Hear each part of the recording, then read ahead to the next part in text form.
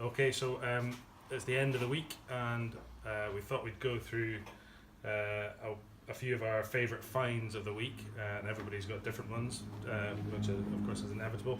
So I think going to Brian first. Brian, what's your favourite find of the week?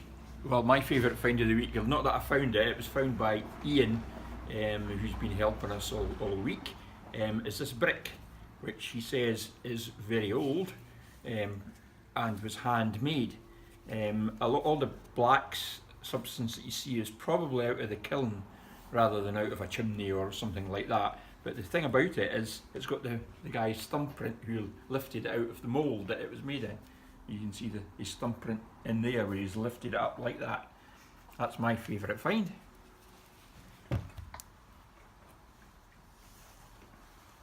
Alright, brilliant. So that's a great find. My personal favourite find of the week, we're researching for bits of the Wagonway amongst other things, and so we've got several bits of rail. We've got nice bit of fish belly rail here. This bit we just slotted into the iron chair, one of which we found last year. But the best bit of rail I think we found is what can only be from this tipper mechanism that Robert Stevenson designed for the harbour.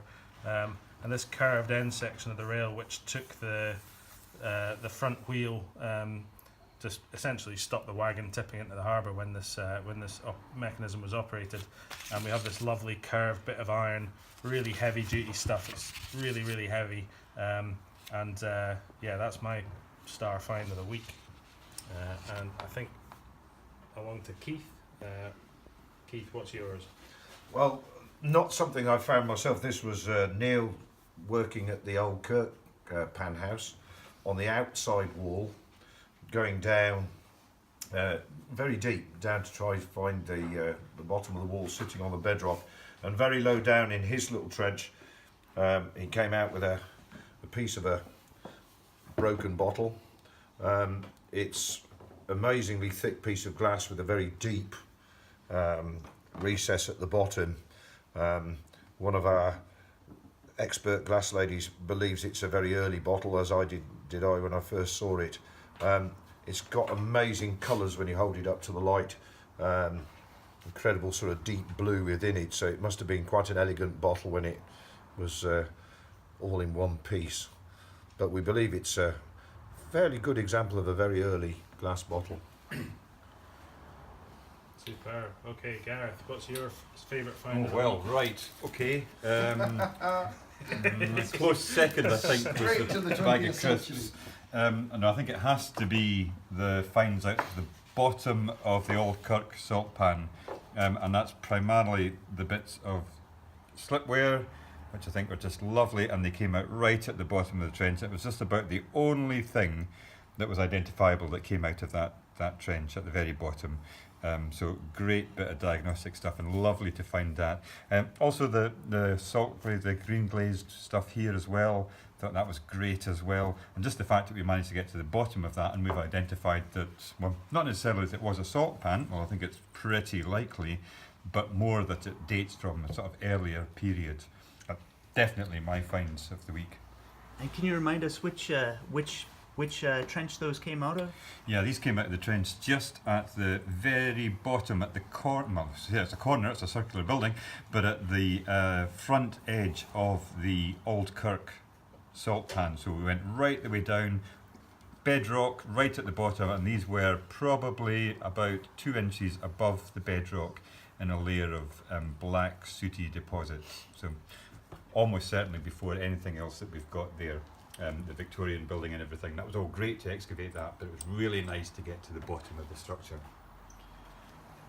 Right, okay, Gary, I think you made a really late on find, didn't you? Fairly, Before- This was a trench that we just opened up this morning. So we literally had 2 or 3 hours to dig it. And we got down about 1.5 metres, and we found this collection of iron right at the bottom of the trench. And at first, when you look at this piece, it just looks like a lump of corroded iron. But if you turn it over and have a look at this, it's actually the toe from a shoe or a boot. It does have a metal ring on the bottom, and you can possibly just see some bits of the old leather boot as well. So that's a real personal touch. So it does show that somebody was actually working here at one time. So this was probably one of my favourite finds. the fact that we found it in the very last minutes before we filled that trench as well just makes it a little bit more special as well. Fantastic. Superb. Okay, over to our chief archaeologist, the main man, Alan Brady. Well, I'm going to be contrary and say all of these finds are absolutely fantastic, but the best finds we have are actually the structural archaeological remains that we've got. The two pan houses and the preservations of the pan houses. The one Gareth's been digging is phenomenally well preserved.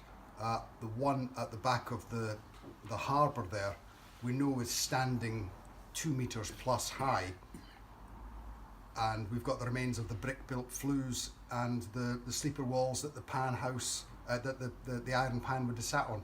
So the structural remains are for me personally, are the best finds we've got. And the tipper mechanism, the turntable, and the big deep feature at the harbour side, that's my star finds. It's the structural remains itself.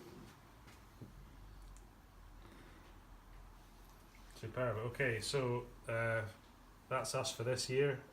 We hope we'll be back next year, and just like to say thanks for everybody for coming down. It's been an absolute privilege to get you involved with the dig, and come down to see us. We've got loads of wonderful things to see, and we are also making our own salt, so come down and get some of that. See you later.